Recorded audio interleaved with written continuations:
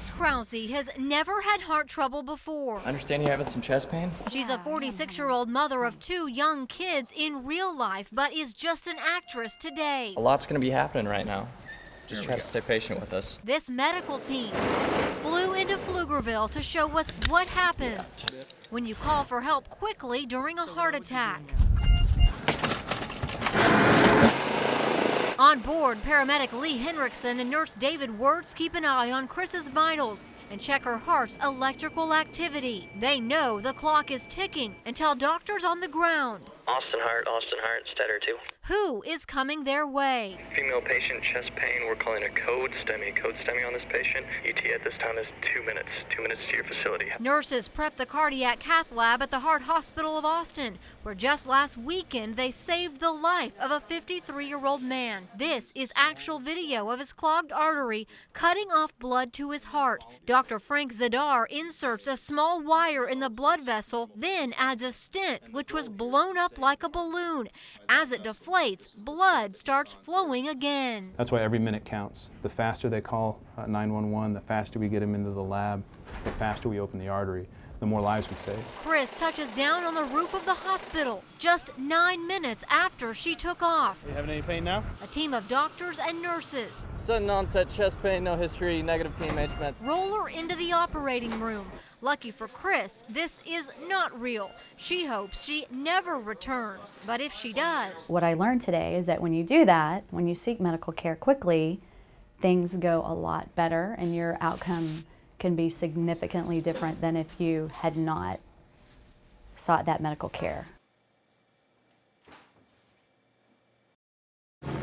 We could be finding horses in people's yards in these subdivisions over here. I mean, they could have made their way to high ground in backyards, literally. Kent Morrison and Blackstone Security helped in the search for missing horses washed away by Wednesday's floods. The chopper and their time is being donated. I actually thought I saw movement down there. Back on the ground, Elsa Decker waited, hoping for word. 4 of her horses were already found. She's particularly worried about a horse named Rosie. I'm missing mine, and alive or dead, I want to know where she is. While we were up in the helicopter, reports continued to pour in of horses being found. Some okay, some badly injured, and some... We unfortunately very quickly found 3 horses that were deceased, but it was just, I mean, the debris field that we could see from the air right off the bat. You could tell how fast it was running and how wide the path of water was. I mean, it was really staggering. There may be close to 60 horses still out there missing, but we just got word that Elsa's horse Rosie was just found, and it sounds like she's okay. We just found her. You seem a little overwhelmed. I am. I thought we would find her, but I didn't think she'd be alive. So I'm very happy that she is. We've found several others who are not. And so it's bittersweet. Very happy, but very sad too.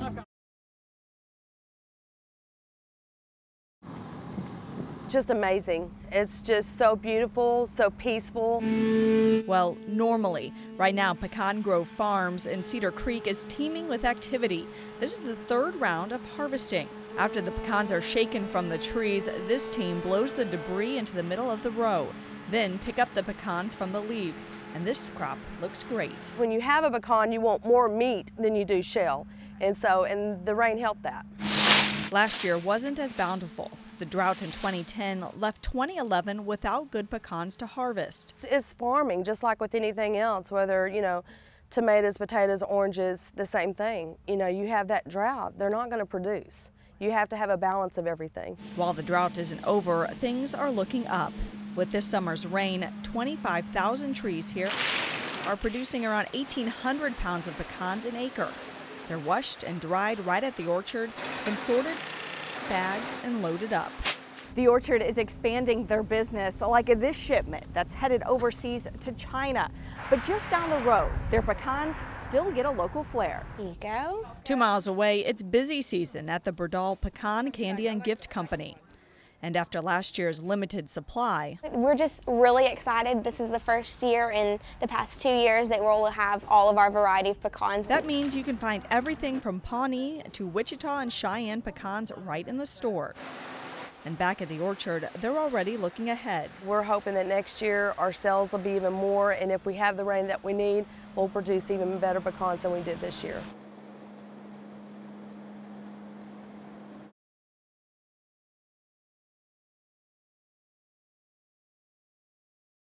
This is the construction site here behind me. Just look at the piles of dirt there. Residents across the street say it's the dust from this construction that has them worried about their health. This just gets so out of control at times, it really becomes a miserable experience living across here. Hey. Patrick Hayes moved to the neighborhood a year and a half ago, before the construction began. It's not the noise that so much bothers him, rather the dust, he says, from the site that blows up to his home. Half the job is done. They built this ugly 10 to 12 foot fence. They could maybe cover it up with more of the tarp that they put around the base, but none of that's been done. Hayes complained to the city, and now a spokesperson for the Texas Commission on Environmental Quality says they're looking into it. While we didn't see any tarps, we did see a water truck spraying water inside the site. But neighbors say it's not enough. It's almost like you can't breathe. I used to walk the trails up here, and now I'm still getting over the coughing that I've been doing for the last 3 days, just from the dust. Stephanie Shelton says she's also concerned about the wildlife. Got deer crossing the highways now. I've seen like 6 of them on 183 alone that have been killed. Hayes and other residents hope TCEQ, along with city leaders, take their concerns into consideration and require additional permits.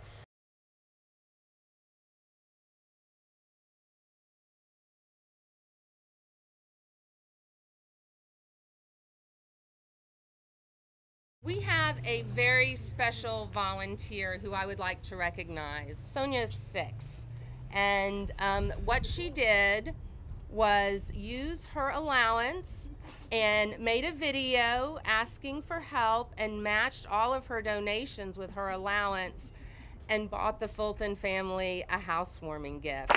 Together. Thank you. The little girl took it upon herself to reach out and, you know, help a family. So that I just love her. I wanted to get people off the streets so they could, so they wouldn't be just in the wilderness and not have nowhere to go. Just really interested in housing, affordable housing issues. I'm an example of the working poor, and it's hard. By me moving here, I can definitely try to, you know, just even everything out and be able to provide for my kids. Oh my God! When your kid has a passion, I want to encourage it. Oh, so pretty. Thank you so much. Oh, you're such a good little girl. Because who knows where she can take it. If she's been interested in it at this age, I want to make sure I foster that.